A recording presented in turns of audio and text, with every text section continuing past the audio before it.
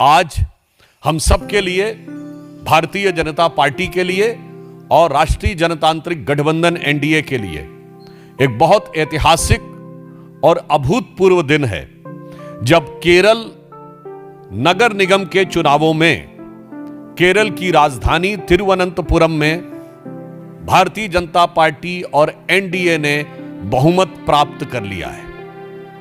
यह निश्चित रूप से केरल की राजनीति के लिए एक युगांतकारी परिवर्तन है और भारत की राजनीति के लिए एक बहुत दूरदर्शी संकेत है। केरल में सिर्फ इतना ही नहीं है, एर्नाकुलम जिले में मुनम्मम क्षेत्र में जो ईसाई बाहुल्य है, वहां भी भारतीय जनता पार्टी ने शानदार जीत हासिल की है। त्रिचूर जिले के कन्नन पुलंगम में भारतीय जनता पार्टी की, उस मुस्लिम बाहुल्य क्षेत्र में भारतीय जनता पार्टी की प्रत्याशी मुमताज ने कांग्रेस के प्रत्याशी को हराया है। पलक्कड़ नगर परिषद में हमने विजय हासिल की है और अपनी स्थिति को बरकरार रहते हुए और मजबूत किया है। अतः यह दिखाई पड़ रहा है कि प्रधानमंत्री श्री नरेंद्र मोदी जी के नेतृत्व में जिस कुशलता, दक्षता और निष्ठा के साथ भाजपा और एनडीए आगे बढ़ रही है, उसका भौगोलिक विस्तार अब नई ऊंचाइयों को छू रहा है। I can say that in today's municipal corporation election results in Kerala are epoch-making and having a very far-reaching implication. They are epoch-making for Kerala politics and a far-reaching historical indication for the national politics. I can say that in God's own country, Kerala is called God's own country. So God's grace has been bestowed or have started pouring on Bharatiya Janata party and NDA. पर इसी के साथ मैं ये भी पूछना चाहता हूं कि ये केरल में जो फ्रेंडली फाइट होती थी कांग्रेस और लेफ्ट के बीच में, कि दिल्ली में मोहब्बत और त्रिवेंद्रम में लड़ाई, अरे मार डाला दुहाई दुहाई। Now the people have become wise enough to understand that they are not going to be hoodwinked by your politics in which you are joining hands in Delhi and giving a so-called friendly fight at Tiruvananthapuram. और दूसरा मैं ये भी पूछना चाहता हूं, वहां के तमाम क्षेत्र जहां पर भारतीय जनता पार्टी नहीं जीती है अथवा हमारी कोई प्रभावी उपस्थिति नहीं है, जहां एलडीएफ और यूडीएफ के बीच में लड़ाई हुई है, वहां मैं कांग्रेस पार्टी से पूछना चाहता हूं, आपका वोट किसने चोरी किया है? वहां तो कम्युनिस्ट और कांग्रेस के बीच में ही है ना। तो मैं पूछना चाहता हूं कि आपका वोट किसने चोरी किया है, और कम्युनिस्ट पार्टी से पूछना चाहता हूं आपका वोट किसने चोरी किया है।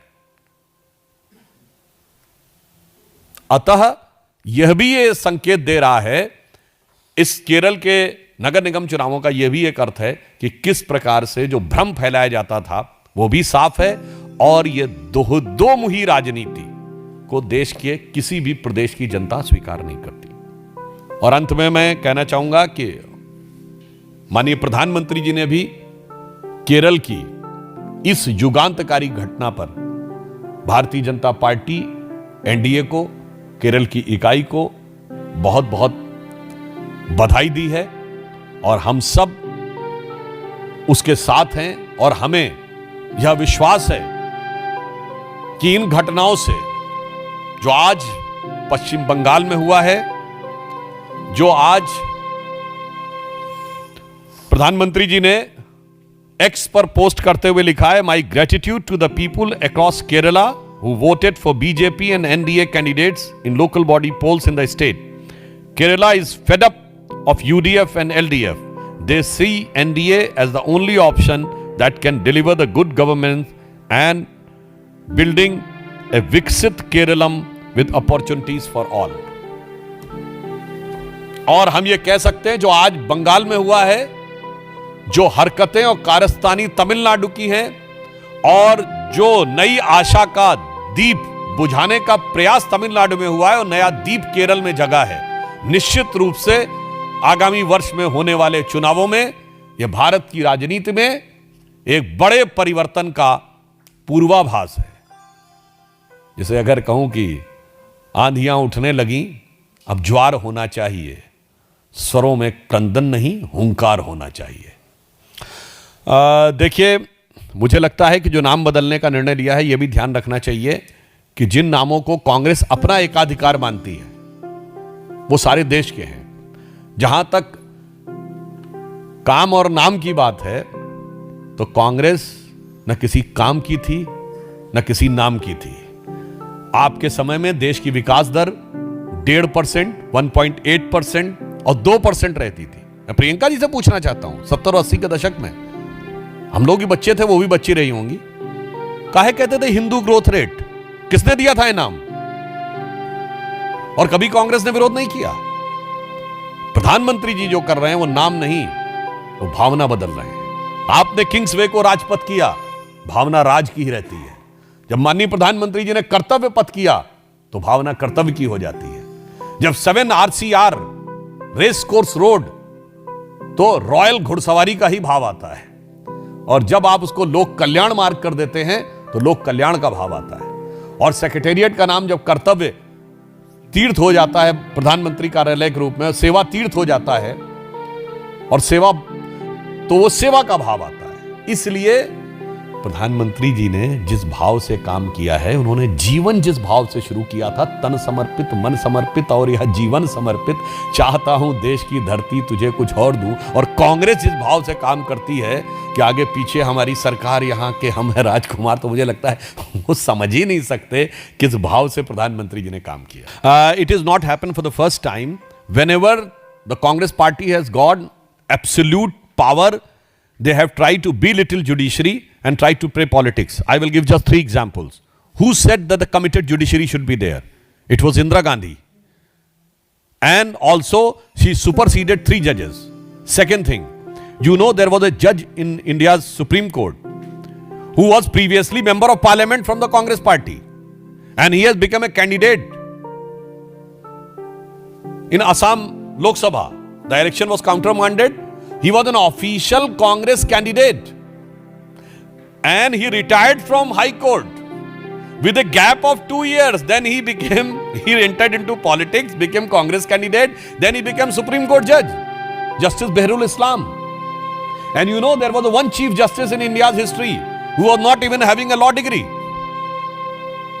बगैर कानून पढ़े मुख्य न्यायाधीश थे, Justice Kailash Nath Vanchu in 1966 or 67. So I think this is their arrogant, nefarious design to dominate the judiciary when they are in power. You also remember Shabano case in which जब ये लगा कि supreme court ने कोई decision दिया है तो कठमुल्लाओं के लिए उस डिसीजन को रौंद दिया गया. Now when they are in opposition, they are trying to threaten the judiciary. इससे पहले पूरी दुनिया में कॉन्फ्रेंस होती है, dismantling global Hindutva in 2021. After that a structured conference happens yearly basis in Tamil Nadu, dismantling global Hindutva, eradication of Sanatan Dharma, dismantling global Hindutva at the head in the various universities